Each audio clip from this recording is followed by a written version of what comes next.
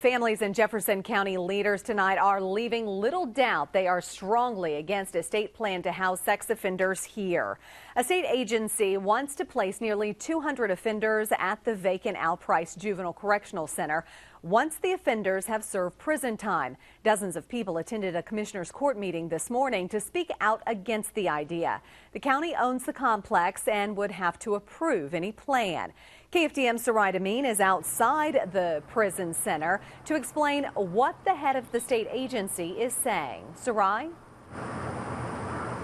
The woman who heads the agency emphasized that this vacant facility would not be a halfway house and that offenders wouldn't be able to leave the facility without an escort. But that didn't seem to convince many opposed to the plan.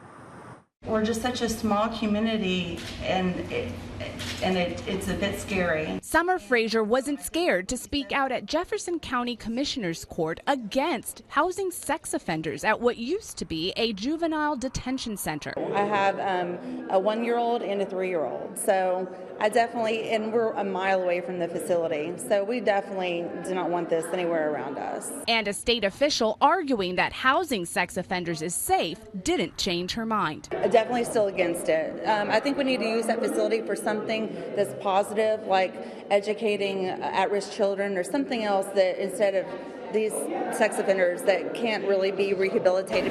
All of the citizens are in uproar over this. Angela Dodson is upset this proposal was even suggested by the state. Everyone is extremely angry.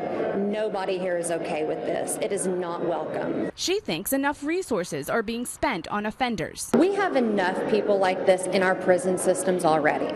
We don't need to bring more. I cannot support allowing this to happen and put my citizens at risk. Brent Weaver represents the precinct where the empty center is located. He says his constituents have made their concerns clear. In need of intense supervision because they're deemed likely to reoffend is where the concern is arriving from, and the fact that they can leave the facility even under restrictions.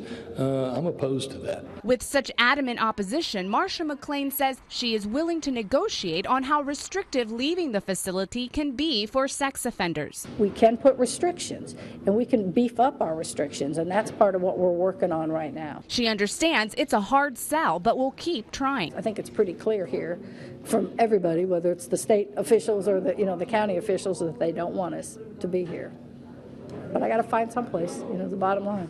A place Jefferson County commissioners and families say can be anywhere but here. Judge Jeff Brownick says it's highly unlikely any of the commissioners will move to put the item on the agenda for a vote.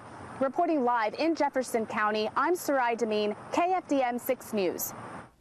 Now, we've posted this story to our KFDM News Facebook page, and it's reached almost 20,000 viewers and drawn dozens of comments. One viewer writes, quote, "If you don't want them, just say we don't want 200 sex offenders in our community. It's understandable. Don't say the facility is not secure enough."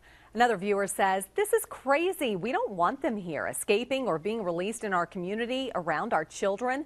Another comment, "I live 3 miles from this place with 3 young children. Yes, there are dangers everywhere, but that does not mean I'm going to expose my children to a danger that can be prevented." And finally, put them on a deserted island somewhere away from anyone. We don't need them here. Now, to view more comments or post one of your own, visit our KFDM News Facebook page.